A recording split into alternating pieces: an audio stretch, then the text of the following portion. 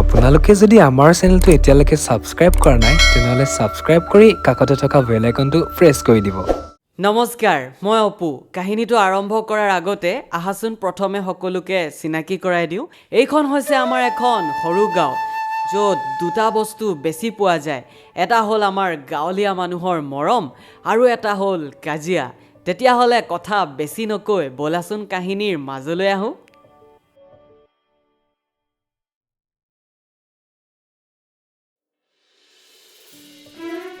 এয়া হৈছে আমাৰ জ্যোতিষ বৰুৱা, মানে আমাৰ কাহিনীৰ মেইন মানুহজন। মানুহটো তেনেকৈ বেয়া নহয়, কিন্তু তাৰ কেতিয়াবা কেতিয়াবা কথা পাতোঁতেহে সেই যে কেলাটোহে ওলাই যায়। আৰু এয়া হৈছে আমাৰ জয়দীপ বৰুৱা, মানে আমাৰ জ্যোতিষৰ ককায়েক। তেওঁলোকৰ দেউতাক নথকাৰ বাবে ঘৰখন সি চলাই আছে, সেইকাৰণে তাৰ অহংকাৰ বহুত।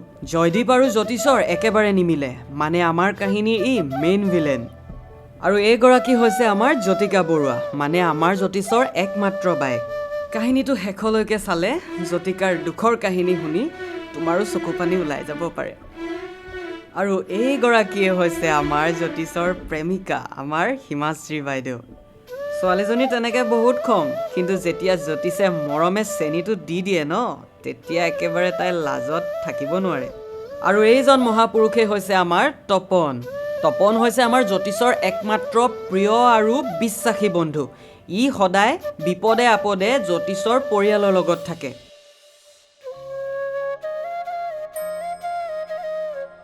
হেৰি, আপোনালোকে লগাওকচোন দেই, মই পটককৈ কামখিনি কৰি লওঁগৈ।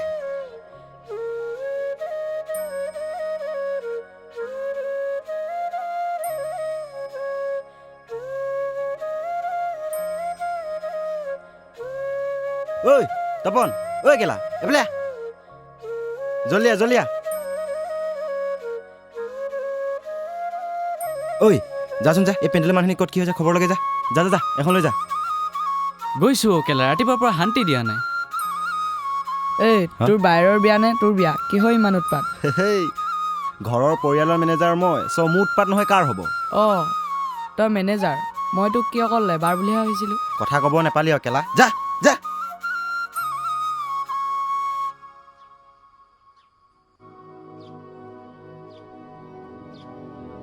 ঐ, অঁ দাদা, বস্তু অলপ কমকৈ আনিবি, নহ'লে খৰচ বেছিকৈ হ'ব। হ'ব দাদা। ভণ্টি এজনীহে, কিমাননো পইচা খৰচ হ'ব? আজি আনন্দ কৰা দিন, আনন্দ কৰা। আনন্দৰে পেট নভৰেতো মানুহৰ।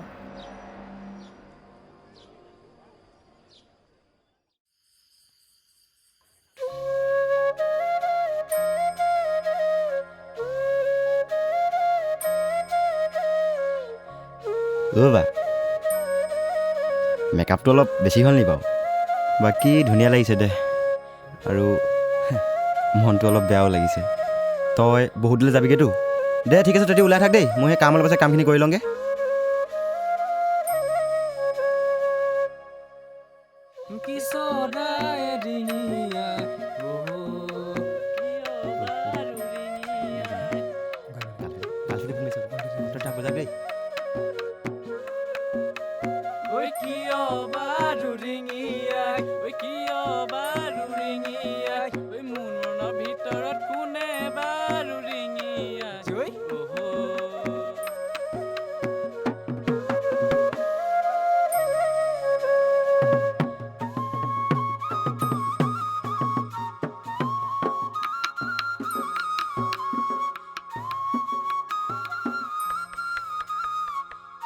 আকৌ কি হলো? ঐ, এইটো কি ধৰি আনিলি? ভালকৈ নবজে যে। মই কি জানো, মইতো অনা নাই, জ্যোতিষে আনিছে।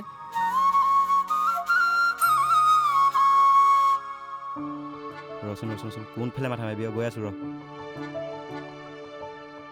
পামগৈ এতিয়া, অলপ আছে। ঐ ঐ কি কৰ? অহ কি কৰ এয়া তই? ঐ, অকল বাহিৰৰ কথা চিন্তা কৰিছনে নে আমাৰ বিয়াখনৰ কথা চিন্তা কৰিছ?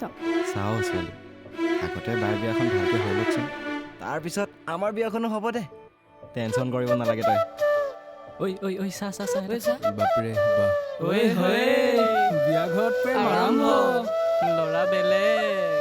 জ্যোতিষ, আজি তোৰ বাহিৰৰ বিয়া, কাইলৈ তোৰ বিয়াখনো পাতি দিওঁ নেকি? আগে কইনা ৰাজি হৈ লওক নে কি ক? ঐ পিছে ছোৱালীজনীৰ নামটো কি? নামটো নামটো হিমাশ্ৰী আকৌ আমাৰ অ', গাঁৱৰে হিমাশ্ৰী ঐ জ্যোতিষ প্ৰেম কৰিছতো ঠিকে আছে কিন্তু প্ৰথমতে দাগকেইটাটো ঘঁহি ল ঐ ইমান ধুনীয়া ছোৱালীজনী বেহুচ হৈ যাব আৰু কেলা তহঁতি বেলেগ কথা ক'ব নাপালি আৰু এই ছোৱালীজনী আকৌ কেলে ক'ব লাগে মোৰ কেলা লাজ নালাগে নে? তোৰ গাৰ্লফ্ৰেণ্ডৰ কথা কৈছো ঐ, আজৈ বিয়া পাতিলে নহব লাগিব হ'ব লাগিব মৰম দিলে নহব দিব লাগিব হেল্ল' কি ঐ এক্সিডেণ্ট হ'ল বোলে এক্সিডেণ্ট ঐ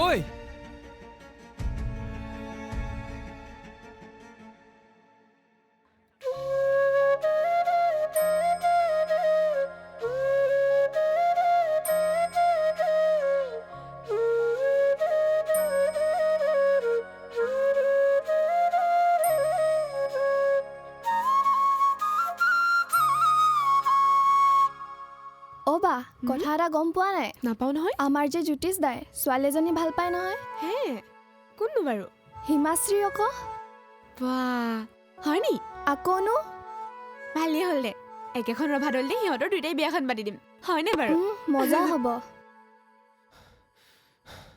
ঐ বৰজাতি গাড়ীখন এক্সিডেণ্ট হ'ল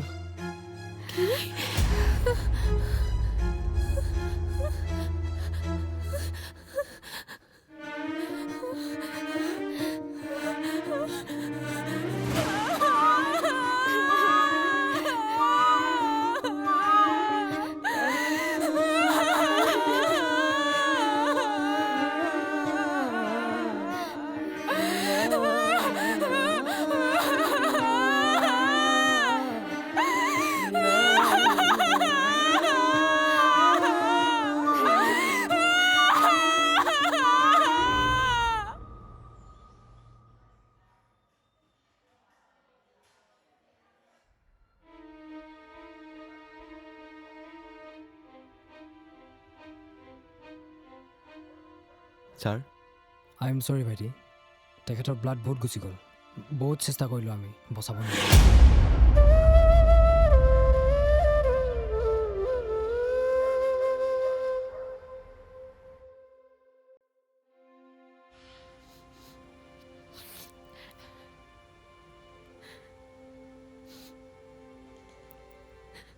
অ' বা হা কি হ'ল কি কাৰণে মন মাৰি আছ কিয় জানো মোৰ লগতে এনেকুৱা হয় ভাইটি তই কচোন মই কি ভুল কৰিছিলোঁ ক কি ভুল আছিলে মোৰ গাত অ' বা এইফালে চা তই নাকান্দিবি না আৰু মই তোৰ লগত আছোতো আজিলৈকে মই সুখ বোলা বস্তুটো দেখিয়ে নাপালোঁ আৰু এতিয়াচোন মোৰ সকলো শেষ হৈ থাকিলে ভাইটি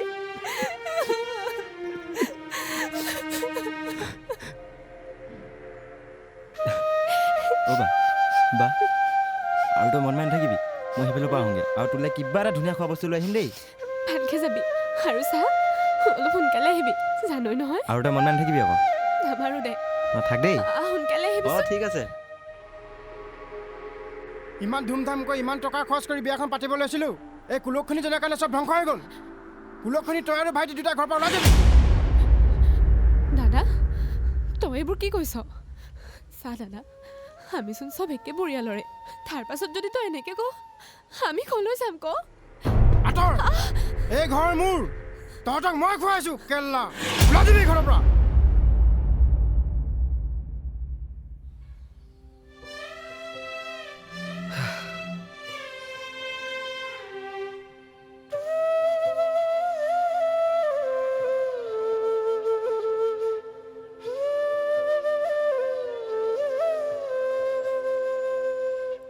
ঐ কি হ'ল ইমান মনটো মাৰি বহি আছ যে কি কবি অ' বা জীৱনত বহুত নানা ধৰণৰ ঘটনা ঘটি গ'ল ভাবিছিলোঁ বিয়াখন বহুত ধুমধামেৰে পাতিম কিন্তু এই ওপৰলৈ চাগে নাচালে চাচোন মানুহৰ জীৱনত কি কি নঘটে ন বাকী ক মা অ' দাদা দাদা ঐ এফালে আছোন মাৰ কিবা এটা হ'ল জিয়া হৈ থাকক পইচা কোনে দিব অ' মা অ' দাদা আছোন এইফালে অ' মা মা অ' মা অ' দাদা অ' মা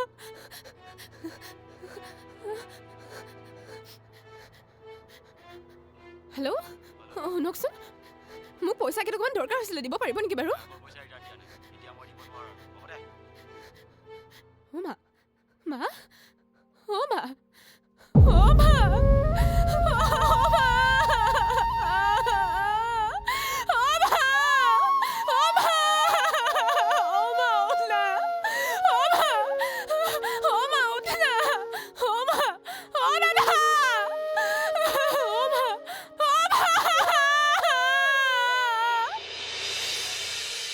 তই ভাত খাই আহিছনে খালোঁ চা ল'ৰা যি হয় ভালৰ কাৰণে হয় হা কি হ'ল বৰ্মা আৰু এই পৃথিৱীত নাই কি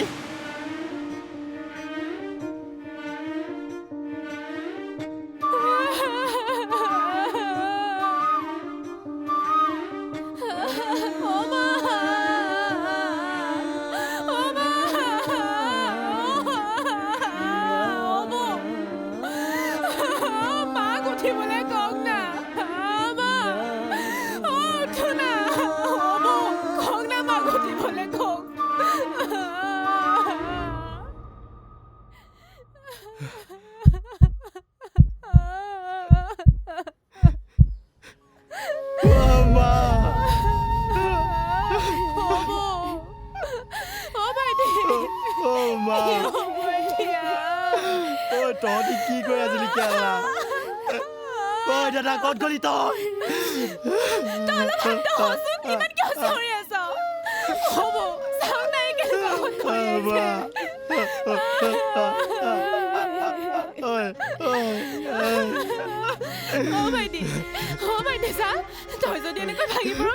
থাকিও কেনেকুৱা হ'ল কেলা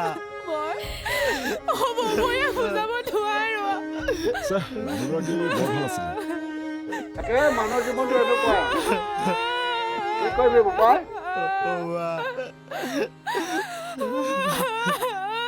আমি এতিয়া কি কৰিম ধ্বংস কৰি আহে বা কি কৰে মাক নৈ পাৰ জ্বলাই দিবি যা তই জয়দাইবোৰ কি কৰিছ আৰু মাক কি নৈ পাৰত জ্বলাই দিব লাগে ঐ তই কি মাক জ্বলাবলৈ কি তোৰ বাৰ যুগৰ মাটি এটুকুৰা দিব নোৱাৰ নেকি তই মূৰ্খ জনা হলি নেকি ঘোঁৰা জ্বলাবলৈ মাতি নাই নদী পাৰ জ্বলাই দিবি যা ভাইটি আৰু দাদা তহঁতে এতিয়া এনেকৈ কাজিয়া কৰি থাকিবি নে চা দাদা তোৰ মুখত মই আজিলৈকে একো কৈ পোৱা নাই তই ডাঙৰ আৰু আমি দুটা সৰু কিন্তু এতিয়া ক'ব লাগিব তই বাৰীৰ পাছফালে মাটি এটুকুৰ দিব লাগিব মা সৎকাৰটো তাতে কৰিব লাগিব তই চা দাদা তই যদি সেইখনো কৰিব নোৱাৰ তই মুখে মুখে মাত নামাতিবি কুলুকখনি এটাতো জীৱন নষ্ট কৰিলিয়ে এতিয়াও মাৰ জীৱনটো তই খালি মোৰ ঘৰত মাতি নাই যা নদীৰ পাৰ জ্বলাই দিবি যা কি তই কি কৈছ এইবোৰ দাদা তোক মাটি লাগে ন হা তই এই দিনটোলৈ বাট চাই আছিলি আজি মাৰ কাৰণে এটুকুৰা মাটি দিব নোৱাৰিলি হা মই আজি এই সমাজৰ আগত কৈছো মিষ্টাৰ জয়দীপ বৰুৱা আজিৰ পৰা মোৰ দাদা নহয় ভাইটি বাদ দে এইবোৰ যাৰ মাৰ প্ৰতি মৰম নাই সি মৰমৰ মূল্য কি বুজি পাব ভাইটি তই ইমান চিন্তা নকৰিবি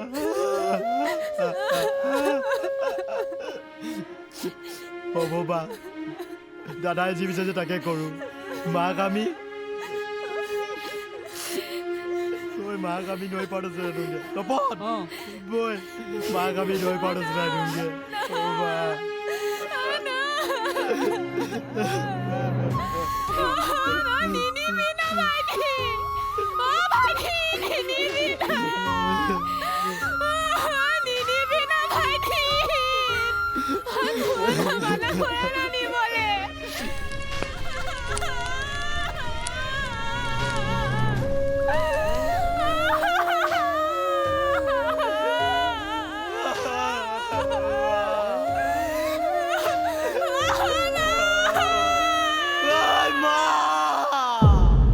বহুত মানুহে টকা পইচা ধন সম্পত্তি আৰু মাটিৰ কাৰণে কাজিয়া কৰে কিন্তু বহুতে এইটো পাহৰি যায় যে মাটিৰ মানুহ আমি এদিন মাটিতে মিহলি হ'ব লাগিব গতিকে কাহিনীটো কেনেকুৱা লাগিছে জনাব নমস্কাৰ মই অৰূপ চেতিয়া তোমালোকৰ মৰমৰ অপু আৰু যদি কিবা ভুল ভ্ৰান্তি হৈছে ক্ষমা কৰি দিব আপোনালোকৰ ভাইটি বুলি আপোনালোকৰ দাদা বুলি গতিকে এই কাহিনীটোত এইটোৱে বুজোৱা হৈছে যে বহুত ককায়েক ভাইক বাইক ভনীয়েকে নিজৰ পৰিয়ালৰ মানুহেই কাজিয়া কৰে ধন সম্পত্তি টকা পইচাৰ বাবে কিন্তু নিজৰ মাক দেউতাকক অৱহেলা কৰে গতিকে এনেকুৱা ধৰণৰ অলপ মেছেজ দিবলৈ চেষ্টা কৰা হৈছে গতিকে আপোনালোকৰো যদি কিবা ভাল দিহা পৰামৰ্শ আছে তেন্তে আমি দ্বিতীয় খণ্ডত দিবলৈ চেষ্টা কৰিম আৰু দ্বিতীয় খণ্ডত ময়ো অভিনয় কৰিম আৰু আমাক বহুত সৰু সৰু ল'ৰা ছোৱালীৰ পৰা ধৰি বহুত বয়সস্থ মানুহৰো প্ৰয়োজন হ'ব যিহেতু আমি দ্বিতীয় খণ্ড